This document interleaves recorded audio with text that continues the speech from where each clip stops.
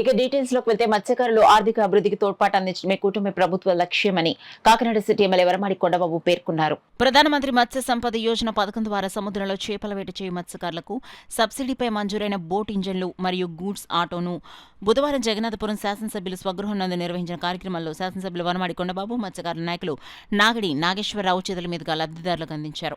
ఈ సందర్భంగా కొండబాబు మాట్లాడుతూ సముద్రంలో చేపల వేట సాగిస్తూ జీవనం సాగిస్తున్న మత్స్యకార కుటుంబాలకు సంక్షేమ పథకాల ద్వారా ఆర్థిక తోడ్పాటు అందించి వారి ఆర్థిక ఎదుగుదలకు కృషి చేయడమే కూటమి ప్రభుత్వ లక్ష్యమని, మత్స్యకారులు నూతన సాంకేతిక పరిజ్ఞానం ఉపయోగించుకుని చేపల ఉత్పత్తిని పెంచి ఆర్థికంగా ఎదగాలనే దృఢ సంకల్పంతో కేంద్ర రాష్ట్ర ప్రభుత్వాల ముఖ్య ఉద్దేశమని, దానిలో భాగంగానే నేడు ప్రధానమంత్రి మత్స్య సంపద యోజన ద్వారా 40% సబ్సిడీపై ఇంజన్లు మరియు 3 చక్రాల వాహనం అందించడం జరిగిందని, కోపనాతి దేవరాజు, వంక రంగరాజు, కోపనాతి రాజు, తెనాలి రమణలకు సుమారు 1,33,280 రూపాయలు విలువ చేసే ఇంజన్ మరియు 3,13,280 రూపాయలు విలువ చేసే ఆటో రాగిత ఈస్టర్ రాణిలకు అందించడం జరిగిందని తెలిపారు. ఈ కార్యక్రమంలో మత్స్యశాఖ జిల్లా అధికారి వి కృష్ణారావు, మత్స్యశాఖ సహాయ సంచాలకులు కె కరుణాకర్రావు, ఆప్కా ఉపాధ్యక్షులు Balasadi Rangarao, boat owners association అధ్యక్షులు సంగార నాగేశ్వరరావు, మత్స్యశాఖ అభివృద్ధి అధికారి సిహెచ్ మహేశ్వరరావు, మల్లాడి రాజు, రామలింగరాజు, ఎరుపిల్లి రాము, చొక్కా బాబురావు, బడే సత్యారావు, సూరాడ చిన్నారావు, ఎరుపిల్లి సత్యబాబు తదితరులు పాల్గొన్నారు.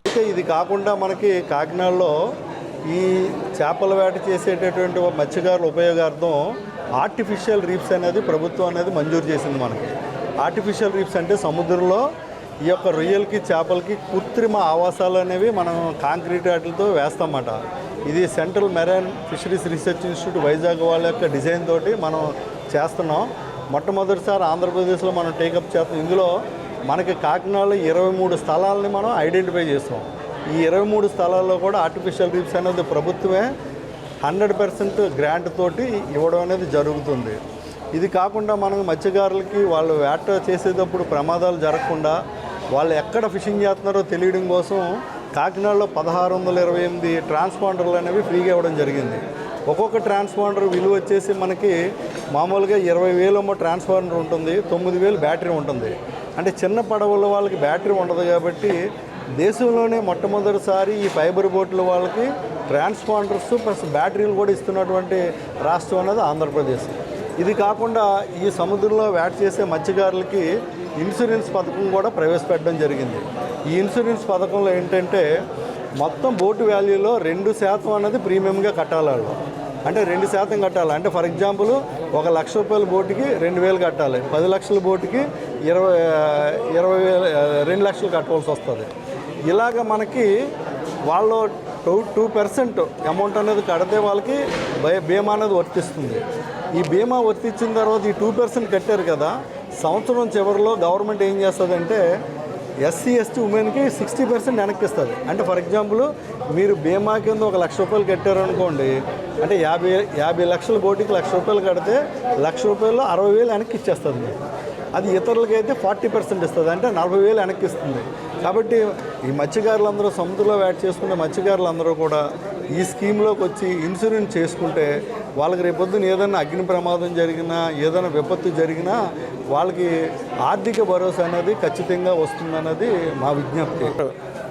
గౌరవ శాసనసభ్యులు సూచనల మేరకు మన డిస్ట్రిక్ట్ ఆఫీసర్ కృష్ణారావు గారు మరంతా కృషి చేసి ఆ యొక్క ఫిషింగ్ హార్బర్ ఏది ఉందో కాకినాడలోనే ఉండాలి, ఇది మరలా వేరే పోర్టుకి బదలాయించకుండా నిలుపుదల చేయని ఉద్దేశంతో కాకినాడ సిటీ ఎమ్మెల్యే మనవడు వెంకటేశ్వరరావు గారి ద్వారా మరి ఆ ఫిషింగ్ హార్బర్ నిలుపుదల చేయడానికి కృషి చేయడం జరుగుతుంది.